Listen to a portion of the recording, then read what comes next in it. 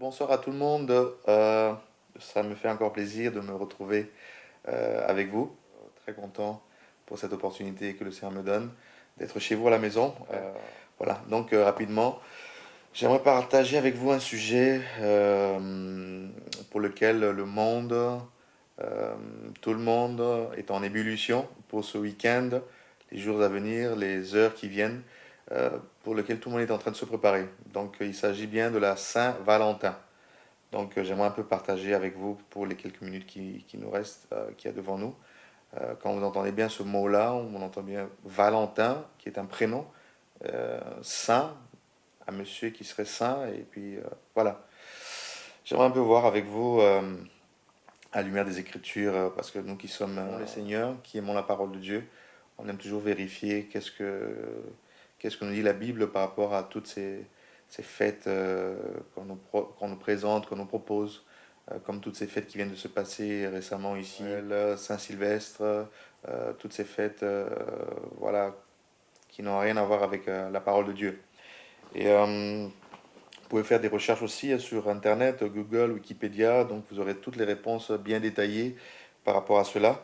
Mais pour nous, pour moi, pour nous, pour vous, qui aimons le Seigneur, nous rendons compte au fait que cette fête est purement païenne. Donc elle n'a rien à voir avec la doctrine chrétienne, elle n'a rien à voir avec la parole de Dieu, parce qu'en aucunement, la parole de Dieu nous parle de cette fête depuis Genèse, Apocalypse. Vous pouvez prendre le temps de faire vos recherches, ce que j'ai essayé de faire un petit peu.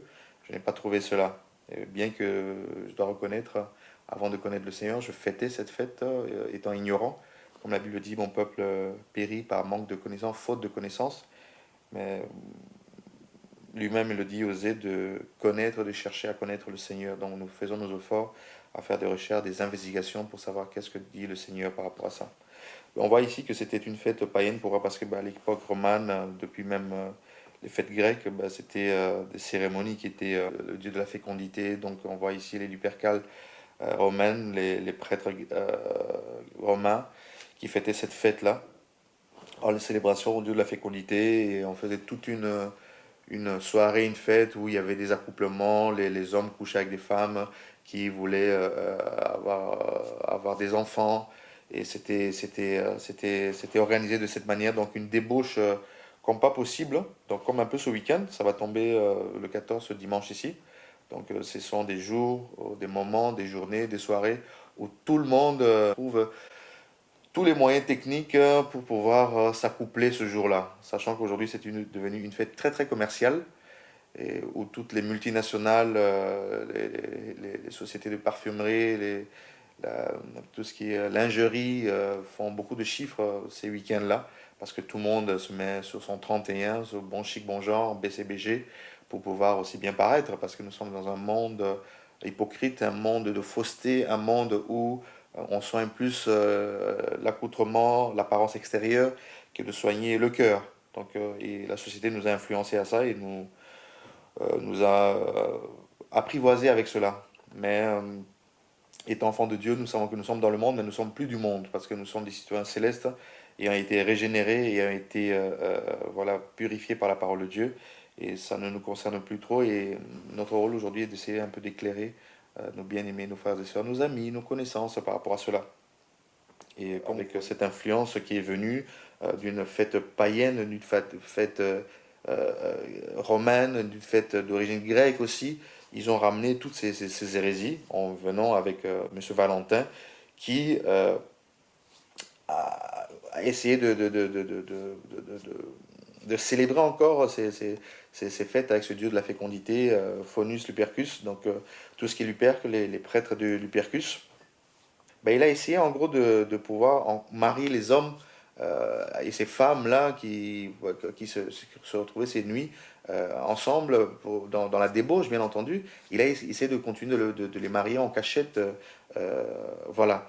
Mais lorsque il a été démasqué, parce qu'on ne pouvait pas marier les jeunes hommes qui étaient encore vigoureux, parce qu'on devait les préparer pour la guerre en cachette. Et quand il a été démasqué, ben, à ce moment-là, ben, on l'a torturé, on l'a mis en prison, et après ça, il a été tué, décapité. Et après, maintenant, pour commémorer Valentin, ben, ce qui va se passer, c'est que le pape Gélas, au 5e siècle, en 495, il va vouloir commémorer la Saint-Valentin le 14 février, et faisant de ce prêtre le martyr, le patron des amoureux.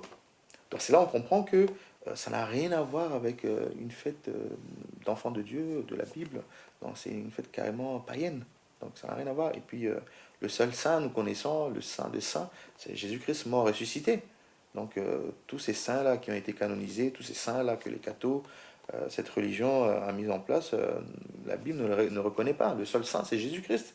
Et après, bon, toutes ces fêtes païennes vont venir avec Halloween, avec plein de fêtes que vous voyez. Récemment, ici, il y a eu la Saint-Sylvestre, encore avec l'histoire de Pape, qui n'a rien à voir avec nous, en fêtant la bonne année, toutes ces choses-là qui n'est pas dans la Bible, alors que Jésus nous a déjà introduit dans Luc 4, dans l'année de grâce, nous a déjà introduit, donc nous ne fêtons plus ces fêtes-là au nom des saints X et saints Y. Nous ne sommes pas dans ça. Voilà. Et il y a plein de fêtes comme ça, et j'aimerais vraiment nous interpeller à ce que nous réalisions en fait que ces fêtes-là en fait avaient des origines païennes, et ça menait les gens plus dans la débauche, dans la dépravation dans l'immoralité totale, et ça ne glorifie pas Dieu. Alors si tu es chrétien, si tu es chrétienne, et que tu es encore dans ces pratiques-là, sache que c'est une abomination. Donc tu dois vraiment te repentir. Et jusque-là, si tu ne savais pas, tu n'es pas... Dieu ne t'en tient pas rigueur. Mais comme Dieu veut te sauver, Dieu veut t'éclairer comme il m'a éclairé, parce que je ne le savais pas, je le fêtais aussi. Aujourd'hui, Dieu veut te parler aussi, là où tu te trouves, afin que tu réalises que ce n'est pas pour toi, pour un enfant de Dieu. Et parce que bon, les rapports intimes, ça se fait dans le mariage, tel que la Bible nous le dit. Donc tant qu'on n'est pas marié, ben, il n'y a pas de rapport intime. Pourquoi? Parce que c'est quelque chose que Dieu a institué ainsi, et il faut se préserver. Parce que Dieu est saint, on ne peut pas prier Dieu, on ne peut pas adorer un Dieu saint, et en parallèle aussi se comporter comme Dieu ne demande pas. Voilà, et si je vais prendre un passage pour pouvoir rapidement échanger par rapport à ça, la Bible va dire, Paul va dire aux Galates, dans Galates chapitre 4, à partir du verset 8, il dit ceci: Autrefois, ne connaissant pas Dieu, vous serviez des dieux qui ne sont pas de leur nature. Mais à présent que vous avez connu Dieu, ou plutôt que vous avez été connus de Dieu, comment retournerez-vous à ces faibles et pauvres principes élémentaires auxquels vous voulez vous asservir encore? Vous observez les jours, les mois, les temps et les années. Donc, lorsqu'on ne connaissait pas Dieu, c'est vrai, on était ignorant, on périssait faute de connaissances. Mais lorsqu'on a été régénéré par l'Esprit de Dieu, parce que ce n'est pas nous qui avons choisi Dieu, c'est lui qui nous a choisis. Parce que le Seigneur dit que nul ne peut venir à moi s'il n'a été appelé par le Père. Donc le Père nous connaissait, nous avait choisis. Donc on a été connus de Dieu. Et il nous a appelés à lui. Mais depuis ce jour-là, on doit sortir des traditions humaines, païennes. Parce que nous sommes dans le monde, c'est vrai, mais notre esprit ne fait plus partie de ce monde. Notre fonctionnement, notre façon de penser ne fait plus partie de ce monde. Donc on est des aigles. Donc on ne doit pas rester au niveau des canards. Voilà. Nous sommes des aigles dans le Seigneur. Donc on vole haut. On ne vit plus comme ces traditions des hommes élémentaires de ce monde. Voilà. Et pourquoi? Parce que nous sommes bâtis, nous sommes bâtis sur le fondement des apôtres et des prophètes. Et le même Paul va le dire dans le livre des Éphésiens, chapitre 2, ici. Éphésiens chapitre 2, verset 20. Il dit: Vous avez été édifiés sur le fondement des apôtres et des prophètes, Jésus-Christ lui-même étant la pierre angulaire. En lui, tout l'édifice bien coordonné s'élève pour être un temple saint dans le Seigneur. En lui, vous êtes aussi édifiés pour être une habitation de Dieu en esprit. Donc quand on est chrétien, on est comme Christ. On n'est pas comme Saint Valentin, Saint Sylvestre, tous ces saints. On est comme Christ. Parce que c'est pour ça qu'on se dit chrétien. Et si on est comme Christ, Christ est la parole de Dieu. Selon Apocalypse là-bas, la Bible dit que son nom est la parole de Dieu. Parce qu'au commencement était la parole était avec Dieu, la parole était Dieu. Et toute chose a été faite par elle. Et si nous sommes chrétiens, nous devons suivre la parole. Et si nous avons été édifiés, bâtis par l'enseignement des prophètes et des apôtres, on doit suivre ce que les apôtres nous ont prêché comme parole par l'enseignement qu'ils ont reçu du Maître Jésus-Christ de Nazareth, mort et ressuscité. Et le même Paul va dire encore, sachant prophétiquement que d'autres doctrines étrangères allaient venir comme il a essayé d'interpeller les Galates en disant, mais qui vous a séduit, qui vous a fasciné, non pas qu'il y ait un autre évangile, mais que d'autres viennent pour vous altérer l'évangile de Christ. Parce que beaucoup viendraient, Paul le savait, après cela, pour amener des hérésies dans le corps du Christ. Et Paul a voulu les prévenir par rapport à cela, afin qu'ils ne tombent pas dans la séduction de toutes ces doctrines étrangères qui allaient venir pour altérer l'évangile de Christ. Et Paul va dire, aux Corinthiens également, dans 1 Corinthiens chapitre 3, il va dire, dans le verset 10, « Selon la grâce de Dieu qui m'a été donnée, j'ai posé le fondement comme un sage architecte, et un autre bâtit dessus. Mais que chacun prenne garde à la manière dont il bâtit dessus. Car personne ne peut poser un autre fondement que celui qui a été posé, savoir Jésus-Christ. » Il a posé le fondement comme un sage architecte. Et il dit ici, mais que chacun de nous doit prendre garde à la manière dont nous allons bâtir dessus. Il prévenait toutes ces personnes, aussi bien les Constantins et aussi bien toutes ces autres religions qui sont venues après, parce que la chrétienté, ce n'est pas une religion. Donc Dieu a voulu seulement restaurer la relation que l'homme avait perdue avec lui en venant dans ce monde, en donnant sa vie à la croix, pour restaurer l'autel, pour faire de nous le temple, son temple, sa maison, son habitation. Et personne ne peut poser un autre fondement, à savoir ce qui a été posé, Jésus-Christ. Jésus-Christ est l'évangile par excellence, l'évangile de la croix. Voilà pourquoi notre évangile doit être christocentrique, basé sur Christ. De Genèse à Apocalypse, Christ est partout, avec plein de facettes différentes, avec plusieurs manières différentes d'être présenté, mais Christ a toujours été du début à la fin. Les prophètes d'avant la grâce ont fait des recherches, l'objet des investigations, des recherches et toutes ces choses-là, mais cela ne leur a été pas accordé, cela a été accordé à nous. Nous avons eu cette grâce de le connaître aujourd'hui. Alors, notre vie ne doit pas être bafouée par de doctrines étrangères, mais par Jésus-Christ lui-même. Sinon, on va devoir rendre des comptes. Vous savez, Christ a donné sa vie, qui est, comment je peux dire, incalculable, ça n'a pas de valeur, ça n'a pas de prix, c'est hors prix. Il a versé son sang pour te sauver, toi et moi. Parce qu'avant ça, tous avaient péché, étaient privés de la gloire de Dieu. Il est venu restaurer. Nous étions condamnés, nous étions maudits, nous étions dans la captivité, nous étions ce que nous étions. Sans Dieu, sans la présence de Dieu. Mais Jésus est venu donner sa vie pour que toi et moi nous puissions être dans sa présence. Ne bafouons pas cela. Et quand des Valentins comme ça viennent avec leurs hérésies, avec leurs traditions étrangères, on ne doit pas suivre ça en tant qu'enfant de Dieu. D'autant plus que ça mène à la débauche. Ce 14 ici, ça sera une journée où les gens vont vivre dans la débauche totale. Ceux qui ne sont pas mariés vont sortir en discothèque, en boîte, vont s'accoupler, vont faire tout et n'importe quoi. Et les gens vont se souiller. Les jeunes filles ou les jeunes garçons vont faire tout et n'importe quoi. Et ce n'est pas bon pour un enfant de Dieu. Parce que Dieu nous aime. Regardez, Paul va nous dire encore, non, Jésus-Christ, dans Marc chapitre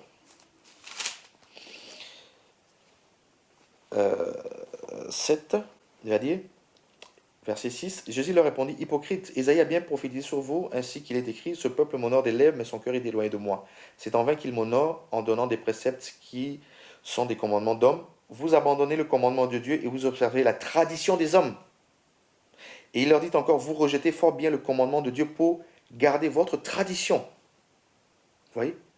Donc, on ne doit pas s'attacher aux traditions des hommes.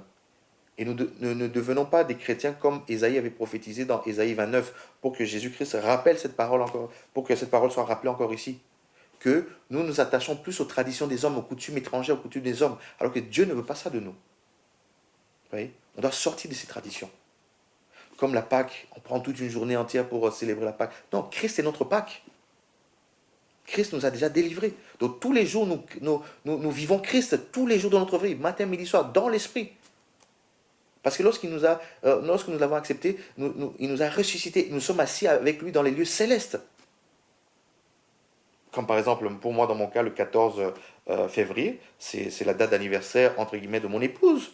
Donc ça veut dire, comme à l'époque, lorsque je ne connaissais pas Dieu, ben c'était la cacophonie. Donc il fallait faire des cascades, parfois il n'y avait pas d'argent, parfois il fallait aller prendre des crédits, parfois il fallait prendre la carte bleue, Visa, Mastercard, aller faire des achats impossibles alors que je n'avais pas d'argent, j'avais rien, mais je faisais des cascades, parfois il fallait aller faire des magouilles, coopérer pour avoir de l'argent, pour faire plaisir, pour faire ci, parce que c'était la Saint-Valentin, en même temps c'était l'anniversaire. Comme ce dimanche c'est son anniversaire, selon le monde. Mais moi, je ne vois pas dans la Bible où Christ, les apôtres, les prophètes ont célébré même l'anniversaire. Les deux fois où nous voyons l'anniversaire dans la Bible, c'est dans Genèse chapitre 40 et dans Marc chapitre 6. Et les deux fois où il y a eu des anniversaires, il y a eu des sacrifices. Genèse 40, verset 20. Le troisième jour, jour de la naissance de Pharaon, il fit un festin à tous ses serviteurs. Il éleva la tête du chef des échansons et la tête des chefs des panetiers au milieu de ses serviteurs. Il rétablit le chef des échansons à sa charge des chansons pour qu'il mette la coupe dans la main du pharaon. Mais il fit pendre le chef des panetiers selon l'explication que Joseph leur avait donnée. Et le chef des échansons ne pensant plus à Joseph. Donc, ici, lorsqu'il y a eu un anniversaire, Pharaon a fait décapiter la tête d'un de ses gars. Sacrifice. Et dans Marc ici, on voit, Marc chapitre 6, verset 21, cependant, un jour propice arriva lorsque Hérode, à l'anniversaire de sa naissance, donna un festin assez grand aux chefs militaires, aux principaux de la Galilée. La fille Hérodias entra dans la salle, elle dansa, et plut à Hérode et ses convives. Le roi dit à la jeune fille, demande-moi tout ce que tu voudras, je te donnerai. Il ajouta avec serment, ce que tu demanderas, je te le donnerai. Serait-ce la moitié de mon royaume? Étant sortie, elle dit à sa mère, que demanderai-je? Et sa mère dit, la tête de Jean-Baptiste. Elle s'empressa de rentrer aussitôt vers le roi et lui fit cette demande, je veux que tu me donnes à l'instant, sur un plat, la tête de Jean-Baptiste. Le fut attristé, mais à cause des serments et des convives, il ne voulut pas refuser. Il envoya sur le champ une garde avec l'ordre d'apporter la tête de Jean-Baptiste. Le garde alla décapiter Jean dans la prison. Il apporta la tête sur un plat, il la donna à la jeune fille, et la jeune fille la donna à sa mère. Vous voyez? Les deux fois seulement où il y a eu des anniversaires dans la Bible, il y a toujours des sacrifices. Jésus a été bébé.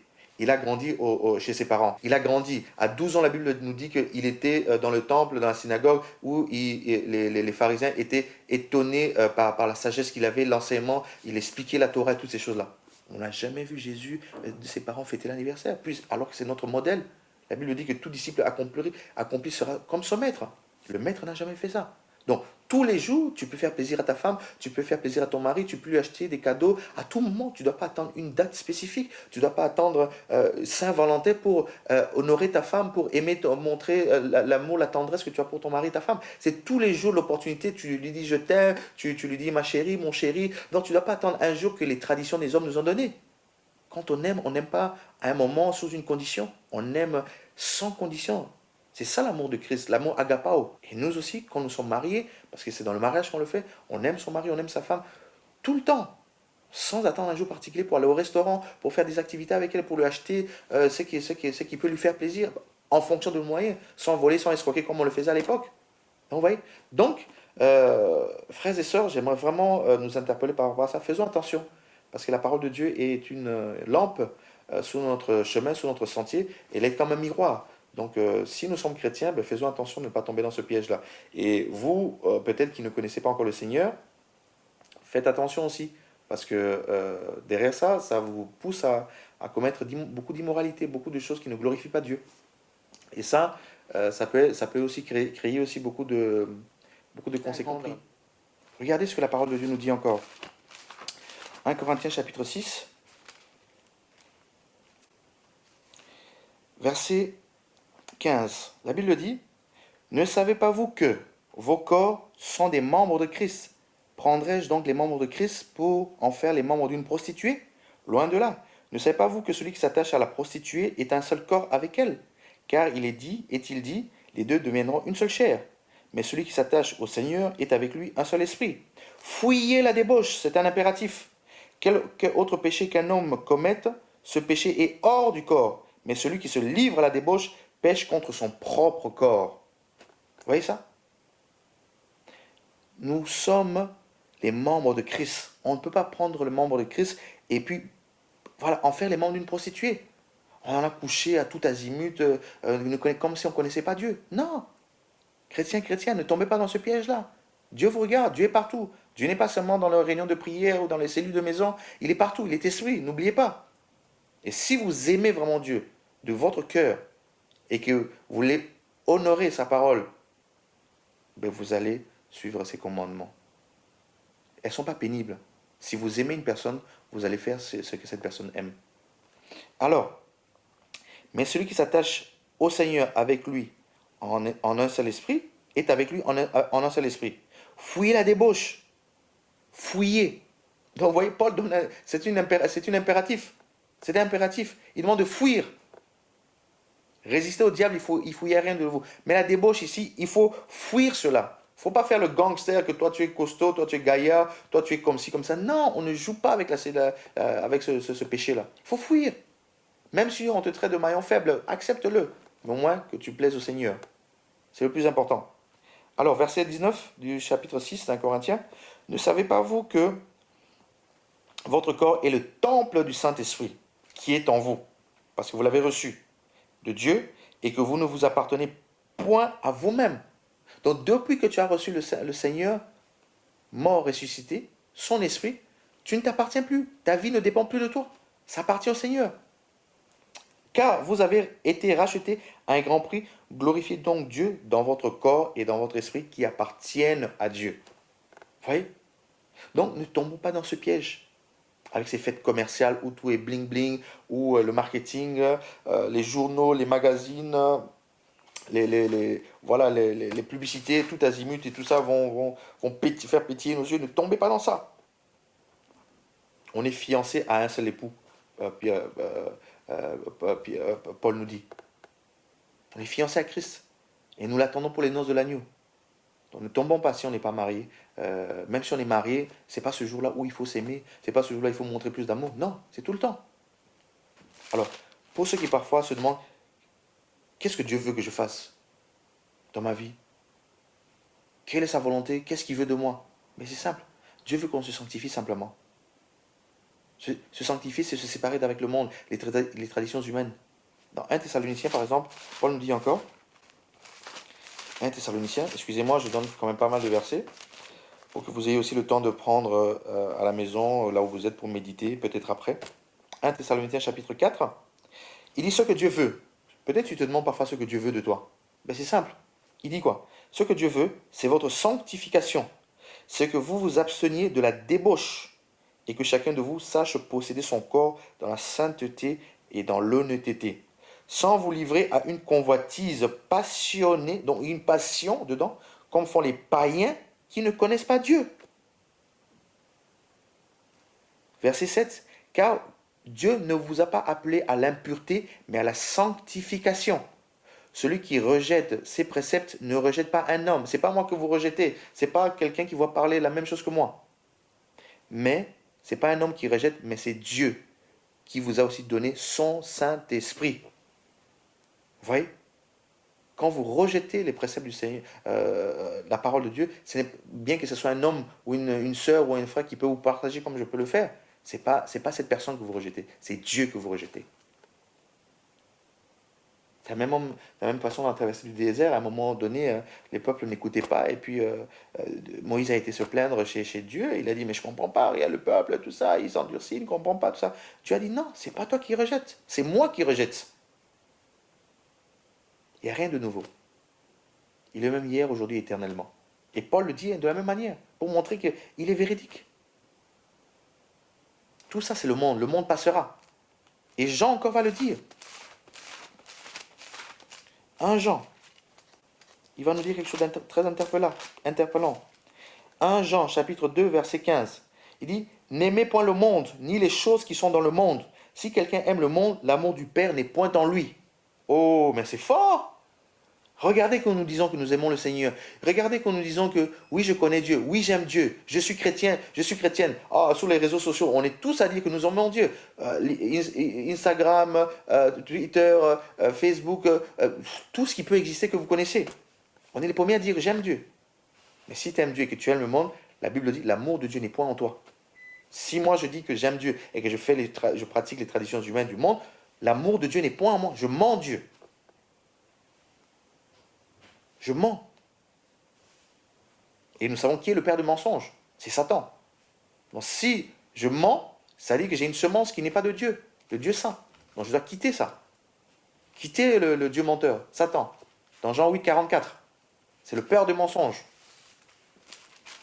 Vous voyez? Car, verset 16, tout ce qui est dans le monde, La convoitise de la chair, la convoitise des yeux, l'orgueil de la vie ne vient point du Père, mais vient du monde. Et le monde passe et sa convoitise passe aussi, mais celui qui fait la volonté de Dieu demeure éternellement.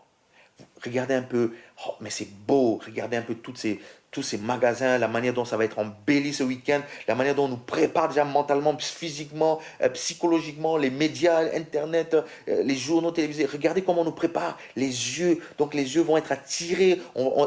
C'est pour qu'on voit davantage. On rentre dans une passion charnelle juste pour ce jour-là. Les discothèques, n'en parlons pas, ça sera champagne à gogo. Mais on a tous fait ça.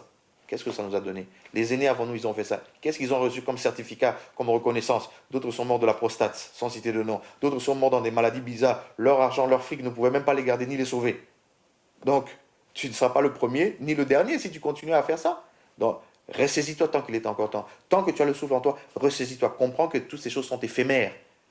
Mais tu as la possibilité de vivre éternellement. C'est-à-dire vivre physiquement ici sur la terre, quand bien même tu mourrais, mais ton âme pourrait vivre éternellement. Parce qu'il dit ici, et le monde passe, et sa convoitise passe aussi. Mais celui qui fait la volonté de Dieu demeure éternellement. Chacun de nous a une pensée pour l'éternité. Chacun de nous se pose des questions par rapport à tout ce qui se passe dans le monde actuellement. On voit bien sur la scène mondiale, tous les signes apocalyptiques sont là. On voit bien que nous sommes à la fin d'un cycle, à la fin d'un temps, qu'il y a quelque chose de nouveau qui arrive, quelque chose qui est en train d'arriver. Ben, c'est Jésus qui arrive. Même la terre est en train de reconnaître, même la terre est en ébullition, sachant que son créateur revient.